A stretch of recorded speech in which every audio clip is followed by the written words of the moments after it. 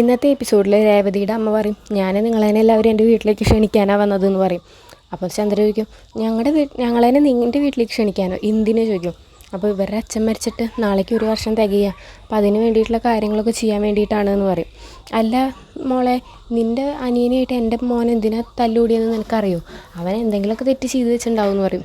അപ്പോൾ രേവതിയുടെ അമ്മ പറയും, എൻ്റെ മോൻ ഒരു തെറ്റും ചെയ്തിട്ടില്ല, അവൻ പഠിക്കുന്ന കുട്ടിയാണെന്ന് പറയും. ഓ പിന്നെ പഠിക്കുന്ന കുട്ടി എന്നൊക്കെ അങ്ങനെ പറഞ്ഞിട്ട് ഇങ്ങനെ പറയും കേട്ടോ.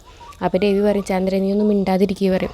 അപ്പോൾ എന്നിട്ട് രവി പറയും, എത്ര പെട്ടെന്ന് കാര്യങ്ങളൊക്കെ കഴിഞ്ഞു പോകണത്, എനിക്കതൊക്കെ ഇന്നലെ നടന്ന പോലെ തോന്നുന്നു, ഞാൻ കാരണം ഒരു നല്ല മനുഷ്യൻ എന്നൊക്കെ പറഞ്ഞിട്ട് പറയും കേട്ടോ.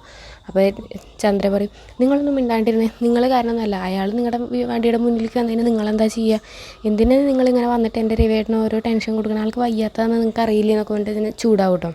അപ്പോൾ ചന്ദ്രയോട് വീണ്ടും മിണ്ടാതിരിക്കാൻ പറയണം. എന്നിട്ട് ഓരോന്ന് പറഞ്ഞിങ്ങനെ അവരെ ദ്രോഹിക്കുമ്പോൾ രേവതി പറയും, അമ്മേ ദേവു നീക്കി, നിങ്ങൾ വേഗം പോയി ഇവിടുന്ന്, ആരും ഇങ്ങോട്ട് വരണ്ട, എന്നോട് വിളിച്ച് ചോദിക്കുകയാണെങ്കിൽ ഞാൻ വരണ്ടെന്നല്ലേ പറയുക എന്നൊക്കെ പറഞ്ഞിട്ട് തന്നെ അവരെന്നെ പിടിച്ച് നീപ്പിക്കും.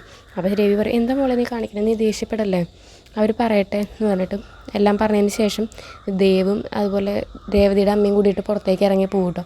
ആ സമയത്ത് നമ്മുടെ സച്ചി വരുന്നുണ്ടാവും. അപ്പോൾ സച്ചിയോട് ഇങ്ങനെ രേവതിയുടെ അമ്മ പറയാൻ തുടങ്ങുമ്പോഴത്തേനും സച്ചി ഉള്ളിലേക്ക് കയറി പോവുകയാണ്.